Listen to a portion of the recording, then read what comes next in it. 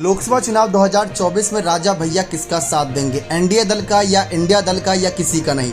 सवाल बहुत बड़ा है क्योंकि कई ऐसे दल भी हैं जो अकेले चुनाव लड़ने का मन बना चुके हैं, जैसे मायावती का दल है। लेकिन राजा भैया की पार्टी का क्या फैसला रहेगा? क्योंकि सवाल यह है कि अगर एनडीए के साथ जाते हैं तो सीट बंटवारे के मामले में क्या उनको सीट मिलेगी या नहीं मिलेगी, और सवाल ये भी है कि अगर इंडिया दल के साथ जाते हैं तो क्या अखिलेश यादव उनको स्वीकार करेंगे या नहीं करेंगे? क्योंकि मनमुटाव आपने देखा ही होगा पिछले विधानसभा चुनाव में कितना नजर आया था, जहां पर अखिलेश ये कहकर आ गए थे कुंडा में कि हम कुंडा के विधायक की कुंडी लगा देंगे, तो राजा भैया ने कह दिया था किसी माई के लाल में हिम्मत नहीं कि वो कुंडा में आके कुंडी लगा दे, हमें हरा के दिखा दे।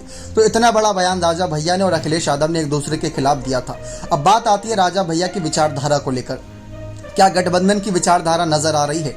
अभी हाल ही में 2 एमएलसी की सीटों को लेकर उपचुनाव हुआ था, तो राजा भैया ने वहां पर बीजेपी के प्रत्याशी का समर्थन किया था। इससे पहले 2022 के विधानसभा चुनाव में भले ही अकेले चुनाव लड़े और 2 सीटें निकालने में कामयाब रहे, लेकिन वोट परसेंटेज थोड़ा बड़ा था। प्रतापगढ़ सीट ऐसी है जहां पर उनका अच्छा खासा दबदबा है। इससे पहले गोपाल जी भी 2004 में उस सीट से सांसद चुने जा चुके हैं, तो अच्छी खासी पकड़ राजा भैया और उनके परिवार के सदस्यों की है वहां पर। तो इसी को ध्यान में रखते हुए एनडीए कहीं ना कहीं राजा भैया को अपने साथ लाना चाहेगी। अभी हाल ही में एनडीए दल ने ओपी राजभर को अपने साथ लाए, अनुप्रिया पटेल पहले से ही साथ में है और कुछ और दलों को लालच दी जा रही है ताकि वो उनके साथ जुड़ सकें।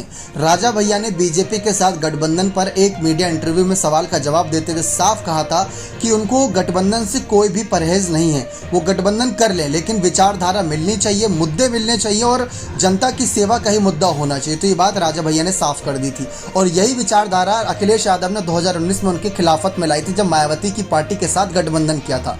अब सवाल यही बना हुआ है कि राजा भैया की पार्टी अभी हाल ही में विधानसभा चुनाव में अच्छा परफॉर्मेंस की, साथ ही साथ नगर निकाय चुनाव में भी अच्छा उनका दबदबा था और एमएलसी चुनाव में भी थोड़ा बहुत दबदबा देखने को मिला, तो बढ़ रहा है पार्टी का कद। तो ऐसे में लोकसभा चुनाव में राजा भैया क्या अकेले उतरेंगे?